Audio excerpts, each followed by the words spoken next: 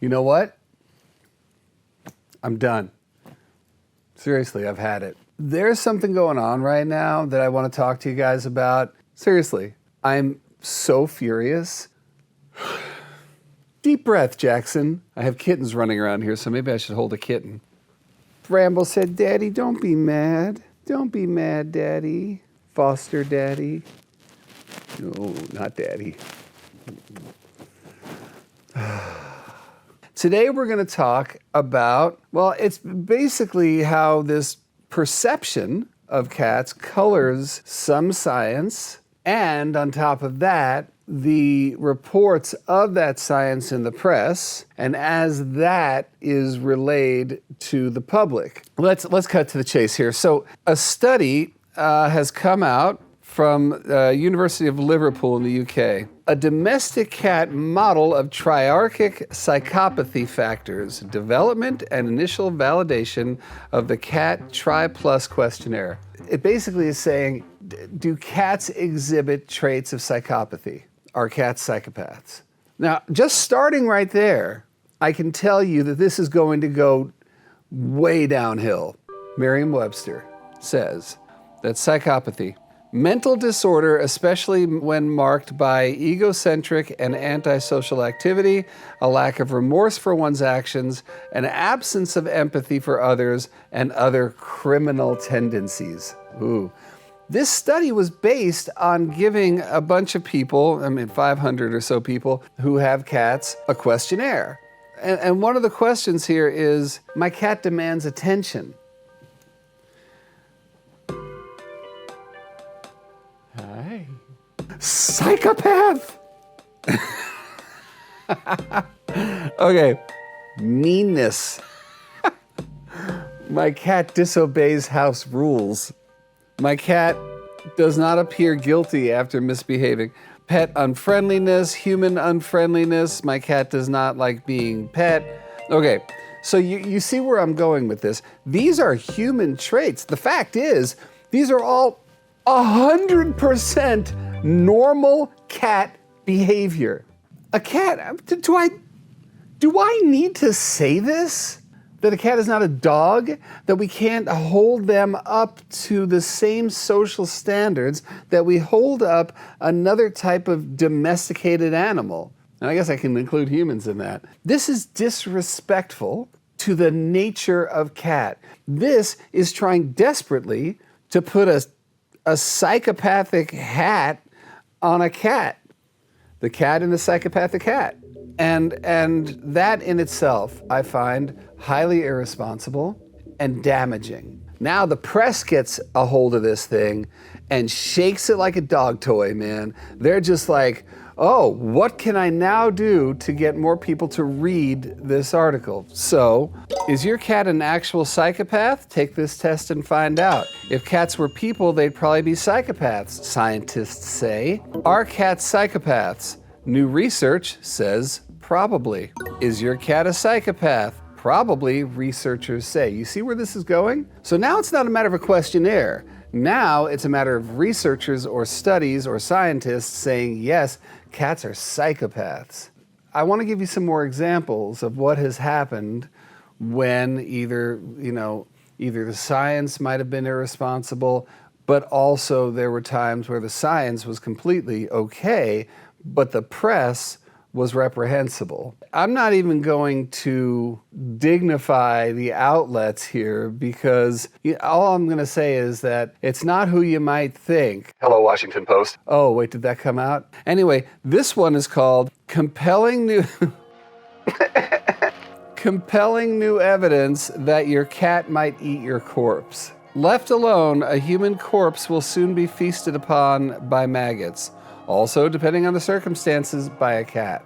In a recent paper, researchers described the consumption of 2 different human corpses by 2 different cats, both of which displayed a taste for arm tissue. For whatever reason, money was spent on trying to figure out if a cat would eat a human corpse.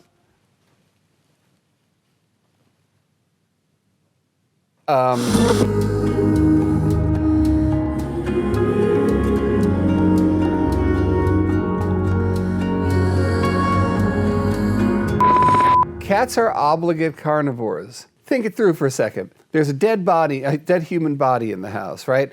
So if that dead human body's sitting there for a while, and I'm not trying to be disrespectful, but at this point, that is to probably say there's not another human in the house, hopefully. And that means the cats are alone without a food source. As obligate carnivores, what do you think they're gonna do? That if it was a dog, they'd probably do the same thing, being omnivores. Once you're gone and laying there, that's what you are. I'm sorry. That's what it is. The other one I want to pull out here is Toxoplasmosis, which is a parasite. And cats, yes, they are the primary carriers. Toxoplasmosis may be linked to, quote, crazy cat lady syndrome, as it alters brain and behavior. Cat lady parasite linked to permanent brain damage. This parasite could explain crazy cat people. Can a cat parasite control your mind? Do cats really make people go crazy? It's not crazy cat lady's fault that they're so crazy. I'm not saying that toxoplasmosis doesn't have a certain effect on the brain, but for the most part, this person was studying the effect the toxoplasmosis has on the brain of a mouse or a rat. You take that ball, you run with it, you give it to the press to feast on it. The press is completely irresponsible. And I mean, these days, a lot of these press outlets will do anything for an extra click. I get it, man. We're all after more views and more whatever. But what do they care? They don't give a crap that cats' reputations are being trashed. It's not about us, you guys. I know I'm preaching to the choir right now. It's about those people that we need to bring cats into their lives. Why? Because if we don't get these people to adopt cats, to bring cats into their lives, millions worldwide will continue to die because they don't have homes. So we need to bring people into the fold. And what's going on here, including this latest travesty? We are doing this by reinforcing negative stereotypes, destructive stereotypes. I'm not here to trash science. That's not me. I'm not saying that this science is wholly irresponsible. I've even gone so far as to give credence to certain studies that I think are completely full of crap. But listen, here, I'll show you right now. Check this out. You see what I'm showing you right now? Are these kittens being psychopaths? Are they learning through what is part of their evolutionary makeup to play and learn how to predate at the same time? So listen, here's my message. Whether you are a researcher, whether you're publishing a paper, whether you are part of the press that is just as responsible, please think about what you're doing. Remember that what you report has effects. And you guys out there who love cats, don't share these stories. Listen, to wrap up, I'm pissed off because I thought we were better than this. And it doesn't even have to be cats. Why does the press need to report every time a pit bull does damage to a human? Why do we need to do that? Why? Do we report every time a Cocker Spaniel rips off a finger? Because Cocker Spaniels bite a hell of a lot more than pit bulls do. But we don't know about that because all we know is the damage that they do when they are raised by an absolutely irresponsible human. But we don't hear about that part. We just hear about the dog. Come on, we're better than that, man. We are better than that. These animals count on us. They count on us to be their voices. We are their only source of advocacy, of well-being. Let's go a little further than just, lip service. Let your voice be heard. The next time you see an example of this, let your voice be heard, because that's the only way we stem the tide on something like this. All right, I'm done. Light Love Mojo?